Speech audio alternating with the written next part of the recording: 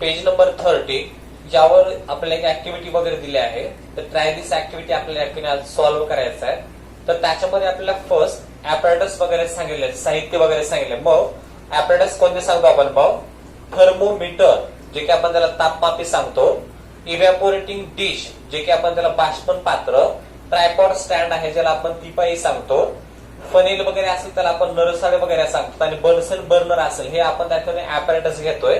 तर त्याने आपल्याला एक्सपेरिमेंट साठी केमिकल्स वगैरे दिलेत. मग केमिकल्स कोणते सांगतो आपण? लाइमस्टोन पावडर आहे, copper sulphate, calcium chloride, potassium chromate, zinc dust, sodium carbonate आणि थॅलिक अनहायड्रेट हे आपल्याला केमिकल्स दिलेत. तर हे जे काही ऍपरेटस आणि केमिकल्स आहेत याच्यानुसार आपण त्या ठिकाणी प्रोसिजर करणार आहोत. तर प्रोसिजर मध्ये आपल्याला फर्स्ट पॉइंट आहे, मग carry out the activities 1 to 5 as given below. आपल्याला नेक्स्ट वन पेज वर त्या ठिकाणी 5 वेगवेगळ्या ऍक्टिव्हिटी वगैरे दिल्या आहेत आणि त्याच्यामध्ये read and record the temperature in the activities 2 to 4 वगैरे सांगितलं. आणि हे जे काही ऍक्टिव्हिटी आहे त्या ऍक्टिव्हिटी मध्ये 2 to 4 याच्यामध्ये जे काय असणार टेम्परेचर असेल ते आपल्याला काय करायचंय? रेकॉर्ड त्यामध्ये. फर्स्ट ऍक्टिव्हिटी आहे, मग त्या ऍक्टिव्हिटी काय सांगते? Take a spoonful of a limestone powder in an evaporating dish सांगितलंय. आपल्याला त्या ठिकाणी एक इव्हॅपोरेटिंग डिश वगैरे घ्यायचे किंवा एक बाष्पन पात्र घ्यायचंय आणि त्या बाष्पन पात्रामध्ये आपल्याला एक चमचभर काय घ्यायचंय? लाइमस्टोन पावडर घ्यायचंय and heat it strongly on a high blue coloured flame वगैरे सांगितलं आपल्याला. ठीक आहे, एक इव्हॅपोरेटिंग डिश घेतोय आपण, इव्हॅपोरेटिंग डिश वगैरे असेल. त्या इव्हॅपोरेटिंग डिश मध्ये आपल्याला लाइमस्टोन पावडर घ्यायचंय. लाइमस्टोन पावडर म्हणजे त्याचा आपण त्या ठिकाणी मॉलिक्युलर फॉर्म्युला काय समजू शकतो? CaCO3 CaCO3 जे की आपण त्याला कॅल्शियम कार्बोनेट सांगतो. मग एक चमचभर आपल्याला हे कॅल्शियम कार्बोनेट कशामध्ये घ्यायचे? ह्या इव्हॅपोरेटिंग डिश मध्ये घ्यायचं आणि इव्हॅपोरेटिंग डिश मध्ये घेतल्यानंतर याला ब्ल्यू कलर्ड फ्लेम मध्ये, ठीक आहे, ब्ल्यू कलर्ड फ्लेम न आपल्याला याला बर्न वगैरे करायचं. मग बर्न केल्यानंतर काय होणार असल्या ठिकाणी मग त्यासाठी आपण एक केमिकल रिएक्शन सांगू शकतो. केमिकल रिएक्शन काय सांगू शकतो? मग कॅल्शियम कार्बोनेट आहे CaCO3 प्लस कॅल्शियम कार्बोनेट याला काय करतो आपण? हीट वगैरे सप्लाय करतोय. मग आपण त्या ठिकाणी हीट आपण या ठिकाणी एरोवर लिहूया, हीट वगैरे लिहूया. जर आपण कॅल्शियम कार्बोनेटला किंवा लाइमस्टोन पावडरला जर हीट वगैरे सप्लाय केली असेल तर त्याचं कन्व्हर्जन कशामध्ये होणार असं? मग त्या ठिकाणी त्याचं कन्व्हर्जन होतं कॅल्शियम ऑक्साईड प्लस CO2 जे की आपण त्याला कार्बन डायऑक्साइड गॅस वगैरे सांगतो. आपण फर्स्ट ऍक्टिव्हिटी काय सांगितलं? Take an limestone powder in an evaporating dish and heat it strongly at a high blue coloured flame वगैरे सांगितलं. एक आपण बाष्पन पात्र घेतोय त्याच्यामध्ये आपण कॅल्शियम कार्बोनेट घेतोय. त्या कॅल्शियम कार्बोनेटला ब्ल्यू कलर्ड फ्लेमवर आपण त्याला हीट वगैरे करतोय. मग हीट केल्यानंतर त्याचं कन्व्हर्जन कशामध्ये असेल किंवा त्याचं केमिकल रिएक्शन काय असेल? आपला कॅल्शियम कार्बोनेट त्याला आपण हीट सप्लाय करतोय. फॉर्मेशन काय व्हायलंय? Calcium oxide plus carbon dioxide gas वगैरे रिलीज होतोय. ठीक आहे, सेकंड ऍक्टिव्हिटी आहे, मग add the zinc dust into the copper sulphate solution सांगितलं. सेकंड ऍक्टिव्हिटी मध्ये आपल्या दोन केमिकल सांगितले. फर्स्ट आहे झिंक वगैरे, ठीक आहे, फर्स्ट केमिकल आहे झिंक. त्या झिंकला किंवा झिंक डस्ट पावडरला आपण कशामध्ये ऍड करतोय? कॉपर सल्फेट मध्ये ऍड करतोय. त्याचा फॉर्म्युला काय सांगतो आपण? CuSO4 असेल. आता हे जे काही CuSO4 किंवा कॉपर सल्फेट आहे तो कसा असणार आहे? ब्ल्यू कलर मध्ये वगैरे असतो. मग ज्यावेळेस हा झिंक डस्ट पावडर आपण कॉपर सल्फेट मध्ये किंवा झिंक डस्ट पावडर आपण ब्ल्यू कलर्ड कॉपर सल्फेट मध्ये ऍड वगैरे करतोय त्यावेळेस फॉर्मेशन होणारा प्रोडक्ट कोणता सांगताल आपल्याला? मग ZnSO4 zinc sulphate plus Cu किंवा कॉपर वगैरे. या ठिकाणी ब्ल्यू कलर्ड कॉपर सल्फेट आहे पण त्या कॉपर सल्फेट मध्ये झिंक ऍड केल्यानंतर या ठिकाणी झिंक सल्फेट म्हणजे काय असेल? कलरलेस सोल्युशन वगैरे तयार होतंय. हे झालं आपलं सेकंड ऍक्टिव्हिटी. आता थर्ड ऍक्टिव्हिटी आहे ऍड पोटॅशियम क्रोमेट सांगितलं. ठीक आहे, ऍड पोटॅशियम क्रोमेट. त्या पोटॅशियम क्रोमेटचा मॉलिक्युलर फॉर्म्युला काय असतो आपण? K2CrO4 हा पोटॅशियम क्रोमेट वगैरे असेल. मग त्या पोटॅशियम क्रोमेटला आपण कशामध्ये ऍड करतोय? Add potassium chromate solution to the barium sulphate solution सांगितलंय. Barium sulphate solution potassium chromate ह्या सोल्युशनला आपण बेरियम सल्फेट या सोल्युशन मध्ये ऍड करतोय. मग सोल्युशन मध्ये ऍड केल्यानंतर त्या ठिकाणी जे काही होणारी केमिकल रिॲक्शन वगैरे असेल ते केमिकल रिॲक्शन काय सांगू शकतो आपण त्या ठिकाणी बेरियम क्रोमेट फॉर्मेशन असेल. BaCrO4 barium chromate plus potassium sulphate वगैरे असेल K2SO4. आता या ठिकाणी जे काही BaCrO4 म्हणजे बेरियम क्रोमेट आहे तो बेरियम क्रोमेट म्हणजे काय असेल येलो कलर्ड प्रिसिपिटेट वगैरे असेल. आता ह्या जे काही रिॲक्शन वगैरे आपण पाहतोय म्हणजे काय ऍक्टिव्हिटी वगैरे पाहतोय याच ऍक्टिव्हिटी नुसार किंवा या जे काही ऍक्टिव्हिटी आहेत ते पूर्णपणे आपल्याला काय या चॅप्टर मध्ये बघायला वगैरे भेटणार आहेत किंवा टाइप्स ऑफ रिॲक्शन याच्यामध्ये आपण हा पाहणारच आहोत. तर हे झालं third one activity. Fourth activity आहे मग ऍड सोडियम कार्बोनेट सांगितलं. सोडियम कार्बोनेट आहे त्याचा मॉलिक्युलर फॉर्म्युला काय असतो आपण मग Na2CO3 सांगतोय. मग पॉइंट काय असेल तो आपण त्या ठिकाणी add sodium carbonate solution to the calcium chloride solution सांगितलं. या ठिकाणी जो काही सोडियम कार्बोनेट घेतलेला आहे त्या सोडियम कार्बोनेटला आपण त्या ठिकाणी कशामध्ये ऍड करतोय कॅल्शियम क्लोराइड मध्ये. कॅल्शियम क्लोराइड आहे त्याचा मॉलिक्युलर फॉर्म्युला काय असतो आपण मग CaCl2 वगैरे असेल. ज्यावेळेस आपण सोडियम कार्बोनेटला कॅल्शियम क्लोराइड मध्ये ऍड वगैरे करतोय त्यावेळेस त्या ठिकाणी जी काही होणारी रिॲक्शन असेल ते काय असेल आपल्याला आपल्या त्या ठिकाणी रिझल्ट मध्ये किंवा त्याचं प्रोडक्ट काय बघायला भेटतं calcium carbonate CaCO3 plus 2NaCl अशा स्वरूपामध्ये आपल्याला केमिकल रिॲक्शन वगैरे त्या ठिकाणी बघायला भेटतं. आणि या ठिकाणी जे काही कॅल्शियम कार्बोनेट आहे ते कॅल्शियम कार्बोनेट कुठल्या फॉर्म मध्ये बघायला भेटतं आपल्याला प्रिसिपिटेट मध्ये बघायला वगैरे भेटतं. आणि हे जे काही फोर्थ वन ऍक्टिव्हिटी आहे त्या फोर्थ वन ऍक्टिव्हिटी मध्ये जे काही टेम्परेचर आहे ते टेम्परेचर काय होतं डिक्रीज वगैरे होतं. आणि जे काही आपण सेकंड ऍक्टिव्हिटी वगैरे सांगितलं होतं सेकंड ऍक्टिव्हिटी कुठली सांगितलं आपण झिंक डस्ट पावडर आहे तर झिंक डस्ट पावडरला आपण blue coloured copper sulphate solution मध्ये ऍड वगैरे केलं होतं. त्यावेळेस त्या ठिकाणी त्या ब्ल्यू कलर्ड कॉपर सल्फेटचं कन्व्हर्जन कशामध्ये व्हायलंय म्हणजे कलरलेस झिंक सल्फेट मध्ये व्हायलंय. पण या रिॲक्शन मध्ये टेम्परेचर काय व्हायलंय इन्क्रीज व्हायलंय. म्हणजे या पूर्णपणे ऍक्टिव्हिटी मध्ये सेकंड आणि फोर्थ जे काही ऍक्टिव्हिटी आहे याच्यामध्ये टेम्परेचर इन्क्रीज होतंय टेम्परेचर डिक्रीज होतं. याचा अर्थ ते रिॲक्शन कोणते सांगू शकतो मग आपण एक्झोथर्मिक आणि एंडोथर्मिक वगैरे सांगू शकतो. याच्याबद्दल आपण चॅप्टर मध्ये पाहणार आहोतच. पण नेक्स्ट वन फिफ्थ ऍक्टिव्हिटी आहे त्या ऍक्टिव्हिटी काय असतो आपण मग take a phthalic anhydride in the evaporating dish वगैरे सांगतोय. या ठिकाणी आपले केमिकल वगैरे दिलं आहे थॅलिक अनहायड्राइड वगैरे. त्या थॅलिक अनहायड्राइडला काय करतो आपण एक इव्हॅपोरेटिंग डिश एका बाष्पन पात्रामध्ये वगैरे घेतोय त्यासाठी आपण ऍक्टिव्हिटी सांगूया. ते इव्हॅपोरेटिंग डिश वगैरे असेल त्या इव्हॅपोरेटिंग डिश मध्ये आपण थॅलिक अनहायड्राइड वगैरे घेतोय. ठीक आहे take phthalic anhydride in an evaporating dish एका बाष्पन पात्रामध्ये आपण थॅलिक अनहायड्राइड घेतोय. तर परत काय होणार असेल मग close the end of a stem of a funnel with cotton plug. आणि परत आपल्या त्या ठिकाणी एक फनेल वगैरे घ्यायचं आहे. आणि हे जे काही फनेल वगैरे असेल ठीक आहे हा फनेलचा पार्ट वगैरे असेल. हा जो काही फनेलचा पार्ट आहे त्याचा जो काही एंड पॉइंट वगैरे असेल तो एंड पॉइंट आपल्याला काय करायचंय कॉटननी वगैरे पूर्णपणे बंद करून टाकायचं आहे. ठीक आहे त्याच्यामुळे पॉइंट सांगितले मग close the end of the stem of a funnel with a cotton plug and keep this funnel inverted on the evaporating dish वगैरे सांगितलं. आपण इव्हॅपोरेटिंग डिश घेतोय त्या इव्हॅपोरेटिंग डिश मध्ये आपण थॅलिक अनहायड्राइड हे केमिकल घेतोय. तर नेक्स्ट वन जे काही आपण फनेल वगैरे घेतलेला आहे त्या फनेलचा जो काही एक एंडचा पार्ट असेल तो पूर्णपणे आपण कॉटन प्लगच्या सहाय्याने काय करतोय क्लोज करतोय. आणि क्लोज केल्यानंतर याच फनेलला काय करतो आपण इन्व्हर्टेड फॉर्म मध्ये त्या इव्हॅपोरेटिंग डिश वर ठेवतो. याचा अर्थ डायग्राम काय सांगू शकतो आपण या ठिकाणी हे फनेल वगैरे असेल ते इन्व्हर्टेड फॉर्म मध्ये फनेल ठेवतो आणि याचा जो काही एंड पार्ट आहे तो पूर्णपणे आपण कॉटन प्लगच्या सहाय्याने काय केलं आहे क्लोज वगैरे केलेला आहे. त्याच्यानंतर heat the evaporating dish on the tripod stand slowly on the low flame वगैरे सांगितलं.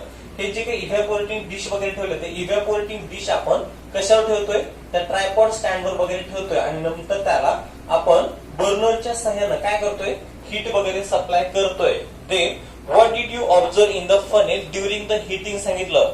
मग ज्यावेळेस आपण या ठिकाणी हीट वगैरे सप्लाय करतोय त्यावेळेस त्या फनेल मध्ये आपल्याला काय ऑब्झर्वेशन बघायला भेटतं ते सांगता येईल. ठीक आहे, ते आपल्याला क्वेश्चन वगैरे विचारले तर त्यामध्ये आन्सर काय सांगू शकतो, in this funnel we can see the sublimation वगैरे सांगता येईल. ठीक आहे, सब्लिमेशन असेल. सब्लिमेशन म्हणजे आपण त्या ठिकाणी पॉइंट काय सांगू शकतो, the solid state substance get directly converted into the gaseous state without first conversion into liquid state. This is called as the sublimation वगैरे सांगता येईल. म्हणजे एखाद्या सॉलिड सबस्टन्सला जर आपण हीट वगैरे दिली असेल, ठीक आहे, एखाद्या सॉलिड सबस्टन्सला जर हीट दिलं तर त्या सॉलिड सबस्टन्सचं कन्व्हर्जन लिक्विड मध्ये न होता डायरेक्टली कशामध्ये होतं, गॅसियस स्टेट मध्ये वगैरे होतं. त्याच प्रोसेसला काय म्हणतो आपण, सबलिमेशन वगैरे सांगतो. मग या ठिकाणी जे काही सॉलिड फॉर्म मध्ये असणारं थालिक अनहायड्रेट असेल, ठीक आहे, सॉलिड फॉर्म मध्ये असणारं जे काही थालिक अनहायड्रेट असेल त्याचं डायरेक्टली कन्व्हर्जन कशामध्ये व्हायलंय, गॅसियस स्टेट मध्ये वगैरे व्हायलंय. याचा अर्थ या ठिकाणी सॉलिडचं कन्व्हर्जन गॅसेस मध्ये व्हायलंय, म्हणजे स्टेट वगैरे चेंज व्हायलंय. तर हा जो काही चेंज वगैरे असेल तो चेंज कोणता सांगता आपल्याला, मग फिजिकल चेंज वगैरे सांगता येईल. मग या ज्या काही आपण 1 ते 5 ऍक्टिव्हिटी वगैरे पाहिल्या आहेत त्या ऍक्टिव्हिटी नुसार आपल्याला त्या ठिकाणी एक टेबल वगैरे दिलाय. तो टेबल काय करायचा आपल्याला, फिलअप वगैरे करायचा आहे. आणि ज्या काही आपण ऍक्टिव्हिटी वगैरे पाहिलं त्या प्रत्येक ऍक्टिव्हिटी मध्ये कुठला चेंज होतो याच्याबद्दल आपण पाहिलं आहे. आणि त्याचा जो काही सॉल्व्ह केलेला टेबल आहे तो टेबल आपण या ठिकाणी आपल्याला पाहता वगैरे येऊ शकतो. लास्ट व्हिडिओ मध्ये आपण फिजिकल चेंज आणि केमिकल चेंज याच्याबद्दल पॉइंट वगैरे सांगितलं होतं की फिजिकल चेंज कशाला म्हणायचं किंवा केमिकल चेंज कशाला म्हणायचं. तर आपण फिजिकल चेंज साठी पॉइंट काय सांगितलं होतं, in the physical change only state of matter change and the composition remains same वगैरे सांगितलं होतं.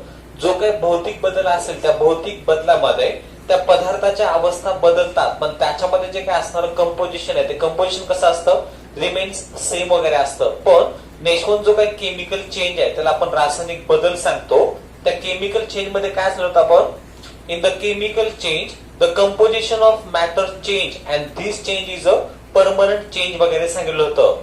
जे काही रासायनिक बदल असेल त्या रासायनिक बदलामध्ये त्या पदार्थामध्ये जे काही असणारे घटक आहेत याच्यामध्ये बदल होतो आणि जो काही झालेला बदल आहे तो कसा असतो, परमनंट स्वरूपाचा असतो. मग आज आपण पेज नंबर 31 याच्यामधला पॅराग्राफ पाहणार आहोत. तर त्याच्यामध्ये आपल्याला फिजिकल चेंज आणि केमिकल चेंज किंवा केमिकल रिॲक्शन कशाला म्हणायचं याबद्दल आपण त्या ठिकाणी पॉइंट मध्ये सांगणार आहोत. तर या ठिकाणी फर्स्ट पॉइंट आहे, मग a physical change takes place due to the change in the parameter such as temperature and the pressure वगैरे सांगितलं. जे काही टेम्परेचर आणि प्रेशर आहे किंवा तापमान आणि दाब याच्यामध्ये बदल झाल्यानंतरच त्या ठिकाणी काय होतं, फिजिकल चेंज वगैरे घडून येतो. ठीक आहे, तापमान आणि दाब याच्यामध्ये बदल झाल्यामुळं त्या ठिकाणी भौतिक बदल वगैरे घडून येतो. तर सेकंड पॉइंट आहे, मग physical change is a reversible process सांगितलं. आता हा जो काही भौतिक बदल आहे तो भौतिक बदल कसा असणार आहे, रिव्हर्सिबल. यातने आपण 2 टेबल तयार करूया. एक फिजिकल चेंज आहे, सेकंड वन आहे तो केमिकल चेंज आहे. फिजिकल चेंज, नेक्स्ट वन असेल केमिकल चेंज. त्याच्यामध्ये आपला पॉइंट काय असेल, मग in the physical change the composition of matter remains same सांगता येईल. The composition of matter remains the same. भौतिक बदलामध्ये जे काही द्रव आहेत किंवा जे काही पदार्थ आहेत त्याच्यामधले घटक कसे असतात, तेच असतात. पण केमिकल साठी काय सांगता येईल आपल्याला, in the chemical change the composition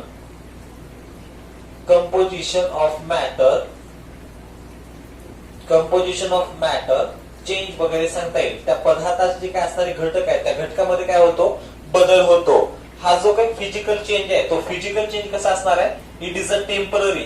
physical change is a temporary change. आणि जो काही केमिकल चेंज आहे तो केमिकल चेंज कसा असणार आहे, chemical change is a permanent change. काय असणार आहे तो, परमनंट चेंज वगैरे असेल. बरंचसा पॉइंट काय असेल, आपण physical change is a reversible सांगितलं.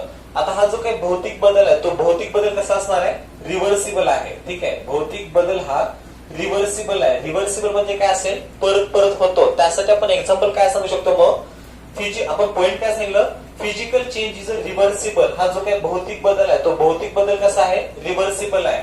त्यासाठी आपण एक्झाम्पल काय सांगू शकतो, मग ice get converted into water on heating वगैरे सांगता येईल. जे काही बर्फ वगैरे आहे त्या बर्फाचं रूपांतरण कशामध्ये व्हायलंय, पाण्यामध्ये व्हायला, पण केव्हा होणार असेल, ज्यावेळेस आपण त्याला हीट वगैरे सप्लाय करतोय. पण ज्यावेळेस आपण त्याच वॉटरला कोल्ड टेम्परेचर प्रोव्हाइड केलं की परत त्याचं कन्वर्जन कशामध्ये व्हायला, आईस मध्ये व्हायला. म्हणजे ज्यावेळेस आपण हीट सप्लाय करतो त्यावेळेस त्या मॅटरचे जे काही स्टेट आहेत ते स्टेट काय होतात, फक्त चेंज होतात. त्याच्यामुळं आईसचं कन्वर्जन वॉटर मध्ये, वॉटरचं परत कन्वर्जन आईस मध्ये. याच्यामुळे आपण पॉईंट काय सांगतोय मग, फिजिकल चेंज इज रिव्हर्सिबल वगैरे असेल. यातील केमिकल चेंज असेल, तो केमिकल चेंज साठी आपण पॉईंट काय सांगू शकतो, केमिकल चेंज इज इरिव्हर्सिबल सांगतो. ठीक आहे, म्हणजे हा जो काही रासायनिक बदल आहे तो रासायनिक बदल त्याने काय परत परत होणार नाही. त्यासाठी आपल्याला एक्झाम्पल काय सांगेल मग, एक्झाम्पल आहे रायपनिंग ऑफ अ फ्रूट वगैरे असेल, एखादं फळ पिकणे वगैरे असेल. ज्यावेळेस एखादं फळ पिकतं त्यावेळेस त्याचं परत कन्वर्जन रॉ मटेरियल मध्ये किंवा कच्च्या फळामध्ये होणार नाही. त्याच्यामुळे आपण त्याला काय म्हणतो, इरिव्हर्सिबल सांगतो. तर पॉइंट आहे बघा, the composition of matter remains the same in the physical change. हा जो काही भौतिक बदल असेल त्या भौतिक बदलामध्ये जे काही असणारे पदार्थ आहेत त्या पदार्थाचे जे काही घटक आहेत ते घटक कसे असतात, सारखेच असतात. नंतर फॉर एक्झाम्पल आपल्याला आता जे आपण पॉइंट सांगितला तोच आपल्याला एक्झाम्पल वगैरे दिलेला आहे. कोणतं, ice is transformed into water on heating and water is transformed into ice on the cooling वगैरे सांगितलं. आता आपण फिजिकल चेंज म्हणजे काय एक्झाम्पल सांगितलं, आईस वगैरे आहे त्या आईसला जर आपण हीट वगैरे सप्लाय केलं तर त्याचं कन्वर्जन वॉटर मध्ये होतं. वॉटरला जर आपण कोल्ड टेम्परेचर प्रोव्हाइड केलं तर त्याचं कन्वर्जन परत कशामध्ये होतं, आईस मध्ये होणार असेल. तर ऑन द कॉन्ट्ररी म्हणजे याच्या उलट हे जे काही फिजिकल चेंज आहे त्या फिजिकल चेंजच्या उलट काय होणार असेल मग, if the composition of matter changes during a process then it is called as a chemical change वगैरे सांगितलं. एखाद्या पदार्थामध्ये जर प्रक्रिया वगैरे होत असेल तर त्या प्रक्रियेमध्ये पदार्थामध्ये जे काही असणारे घटक आहेत याच्यामध्ये जर बदल होत असेल तर त्यालाच काय म्हणतो आपण, केमिकल चेंज. आपण त्यासाठी फर्स्ट पॉइंट सांगितलं, during the chemical change the composition of matter change वगैरे सांगितलं होतं. ज्यावेळेस एखाद्या घटकामध्ये प्रक्रिया होतात आणि त्या प्रक्रियेमध्ये त्याच्यामध्ये जे काय असणारे घटक आहेत याच्यामध्ये जर बदल झाले तर तो चेंज कोणता म्हणतो आपण मग, केमिकल चेंज वगैरे सांगणार असेल. परत when we call a particular process or phenomenon as a chemical change then some chemical reactions are taking place in the concerned matter वगैरे सांगितलं. जेव्हा आपण एखादी पर्टिक्युलर प्रोसेस असेल किंवा एखादी फिनॉमिनन असेल याच्यामध्ये जर रासायनिक बदल झाला असेल तर त्यालाच आपण त्यातून काय सांगू शकतो, त्या पदार्थामध्ये रासायनिक बदल झाला असेल असं आपण त्या पॉइंट आहे. केमिकल रिॲक्शन त्याची आपण डेफिनेशन वगैरे पाहणार आहोत. केमिकल रिॲक्शन मध्ये जे काही रिॲक्टंट आणि प्रोडक्ट आहेत त्याचे डेफिनेशन परत एक्झाम्पल वगैरे पाहणार आहोत. मग केमिकल रिॲक्शन साठी जे काही डेफिनेशन आहे त्यामध्ये पॉइंट काय असेल मग, the chemical reaction is a process in which some substances undergo the bond breaking and are transformed into new substances by the formation of a new bond वगैरे सांगितले. ठीक आहे, केमिकल रिॲक्शन आहे जे की आपण त्याला रासायनिक अभिक्रिया सांगतो. त्या रासायनिक अभिक्रियेची किंवा केमिकल रिॲक्शनचे डेफिनेशन काय असेल मग, chemical reaction is the process. हे जे काही रासायनिक अभिक्रिया आहे ती रासायनिक अभिक्रिया एक प्रक्रिया वगैरे आहे, पण त्या प्रक्रियेमध्ये काय होणार असेल मग, in which some substances undergo the bond breaking वगैरे सांगितलं. ठीक आहे, रासायनिक अभिक्रिया ही एक प्रक्रिया आहे आणि त्या प्रक्रियेमध्ये काही पदार्थामध्ये असणारे जे काही बॉन्ड आहेत किंवा जे काही बंध वगैरे आहेत त्यांचं काय होतं, विभाजन होतं. मग and are transformed into new substances by the formation of a new bond वगैरे सांगता येईल. ठीक आहे, आपण त्याची डेफिनेशन काय सांगू शकतो मग, केमिकल प्रोसेस और द केमिकल रिॲक्शन जे काही रासायनिक अभिक्रिया आहे ती रासायनिक अभिक्रिया एक प्रक्रिया आहे आणि त्या प्रक्रियेमध्ये काही पदार्थाचे जे काही बॉन्ड्स आहेत त्यांचं विभाजन होतं आणि विभाजन झाल्यानंतर त्याच्यापासून नवीन पदार्थाची निर्मिती होते. पण जे काही नव्याने तयार झालेले पदार्थ आहेत त्यांच्यामध्ये सुद्धा नवीन स्वरूपाचे बॉन्ड वगैरे तयार होतात. त्यांनाच काय म्हणतो आपण, केमिकल रिॲक्शन. ठीक आहे, केमिकल रिॲक्शन आहे त्याला आपण रासायनिक अभिक्रिया सांगतो. त्याचे डेफिनेशन काय सांगितलं आपण त्या ठिकाणी मग, chemical reaction is a process in which some substances undergoes the bond breaking and are transformed into new substances by the formation of a new bonds वगैरे सांगितलं. रासायनिक अभिक्रिया ही एक प्रक्रिया आहे आणि या प्रक्रियेमध्ये काही पदार्थामध्ये काय होतं, बॉन्ड ब्रेकिंग होतं किंवा त्या बंधाचं विभाजन होतं आणि बंधाचं विभाजन झाल्यानंतर नवीन पदार्थाची निर्मिती होते आणि त्याचबरोबर त्या पदार्थामध्ये काय नवीन बॉन्ड वगैरे तयार होतात. तर परतचा पॉइंट आहे मग, the substances taking part in a chemical reaction is called as a reactant वगैरे सांगितलं. ठीक आहे. परतची डेफिनेशन आहे मग रिएक्टंट. रिएक्टंट आहे ते रिएक्टंट म्हणजे काय असेल तर त्याची डेफिनेशन सांगितलंय. The substances taking part in the chemical reaction which is called as a reactant वगैरे असेल. जे काही पदार्थ रासायनिक अभिक्रियेमध्ये सहभाग घेतात त्या पदार्थांना काय म्हणतो आपण रिएक्टंट सांगतो. तर परत काय असेल मग the substances formed as a result of a chemical reaction by the formation of new bond are called as a product वगैरे सांगितलं. आपण या ठिकाणी केमिकल रिएक्शनचे डेफिनेशन सांगितलं. त्या केमिकल रिएक्शन मध्ये दोन फॅक्टर असतात. एक रिएक्टंट असतो, दुसरा काय सांगतो आपण प्रोडक्ट वगैरे असेल. तर रिएक्टंटची आपण डेफिनेशन सांगितलं. त्याच्यानंतरची डेफिनेशन आहे ती प्रोडक्ट साठी आहे. मग प्रोडक्ट कशाला म्हणतो आपण the substances which are formed as a result of a chemical reaction. रासायनिक अभिक्रियेनंतर किंवा केमिकल रिएक्शन झाल्यानंतर जे काही नवीन पदार्थाची निर्मिती होते तोच नवीन पदार्थ म्हणजे काय असणार त्या ठिकाणी प्रोडक्ट वगैरे असेल. तर त्यासाठी आपल्याला एक्झाम्पल वगैरे दिलेला आहे. मग formation of a carbon dioxide gas by the combustion of coal in the air is a chemical reaction वगैरे सांगितलं. जेव्हा कोळसा हवेच्या संपर्कामध्ये येऊन ज्वलन वगैरे दाखवतो. ठीक आहे. जेव्हा कोळसा हवेच्या संपर्कामध्ये येऊन ज्वलन दाखवतो त्यावेळेस त्याच्यानंतर त्याच्यात जो काही तयार होणारा सबस्टन्स आहे तो कोणता सांगतो आपण कार्बन डायऑक्साइड सांगतो. मग in this reaction coal and oxygen are the reactant while the carbon dioxide is the product वगैरे सांगितलं. आता आपण रिएक्शन कोणती सांगितलं कार्बन आहे. कार्बन हा जो काही कन्स्टिट्यूएंट आहे तो कशामध्ये असणार आहे कोल मध्ये वगैरे असेल. मग हा जो काही कोल वगैरे असेल तो कोल ज्यावेळेस ऑक्सिजनच्या कॉन्टॅक्ट मध्ये येऊन बर्न वगैरे होतो त्यावेळेस त्या ठिकाणी फॉर्मेशन होणारा जो काही सबस्टन्स आहे तो कोणता सांगतो आपण त्या ठिकाणी कार्बन डायऑक्साइड आहे. मग ही एक केमिकल रिएक्शन आहे. या केमिकल रिएक्शन मध्ये कोल अँड ऑक्सिजन म्हणजे कार्बन अँड ऑक्सिजन हे दोन्ही पार्ट काय सांगतो आपण रिएक्टंट सांगतो. जो काय तयार होणारा पार्ट आहे कार्बन डायऑक्साइडचा तो काय असणार त्या ठिकाणी मग प्रोडक्ट वगैरे असेल. तर अ chemical reaction is represented by writing a chemical equation वगैरे सांगितलंय. आणि हे जे काही रासायनिक अभिक्रिया वगैरे असेल ते रासायनिक अभिक्रिया जर आपल्याला त्या ठिकाणी दाखवायची असेल तर त्यासाठी काय केमिकल इक्वेशन वगैरे वापरले जातात तो पॉइंट असेल.